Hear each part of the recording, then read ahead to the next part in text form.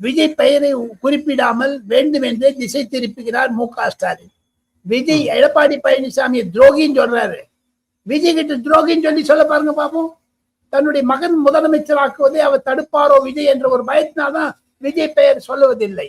துரோகி என்று எடப்பாடி பழனிசாமி சொல்லிடுறார் ஈஸியா. நேற்று மதுரையில் கூட்டத்தில் மு.க.ஸ்டாலின் பேசியது தவறு. நான் ஒரு மூத்த பத்திரிகையாளர் சொல்லுகிறேன், இது மாதிரியான ஒரு வார்த்தைகளை மு.க.ஸ்டாலின் கண்டிப்பாக குறைக்க வேண்டும்.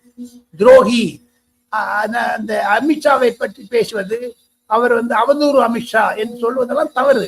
மத்திய அரசாங்கத்தில் உள்துறை அமைச்சராக 65-70 கோடி பேர் ஓட்டு போட்டிருக்காங்க.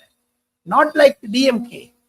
ஸோ இருக்கிறத பார்த்தீங்கன்னா விஜயினுடைய வருகை மூலமாக திமுக விஜய் பெயர் சொல்வதை பயப்படுகிறது என்பதைத்தான் திமுகவுடைய பேச்சுகள், தலைவருடைய உணர்ச்சிகள் பிரதிபலிக்கின்றன.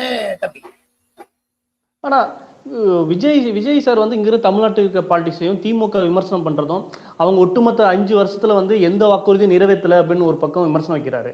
ஆனா திமுக பாத்தீங்கன்னா பாஜக தான் எதிரி, பாஜக தான் எங்களுக்கு இன்னைக்கு இருக்கிற காட்டத்துல பாசிட்டிவ் தான் எங்களுக்கு எதிரி அப்படின்ற மாதிரியும் சொல்றாரு.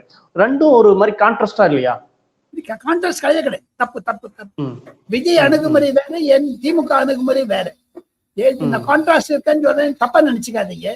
திமுக சிறுபான்மை வாக்குகளை வெயிட் பண்றது, பிடிச்சுக்கிறதுக்கு பாக்குறாங்க. திமுக மோடி அட்டாக் பண்ண இங்க வரும் நினைச்சு, ஆனா அங்க பிச்சின் போயிடுது விஜய் பக்கம்.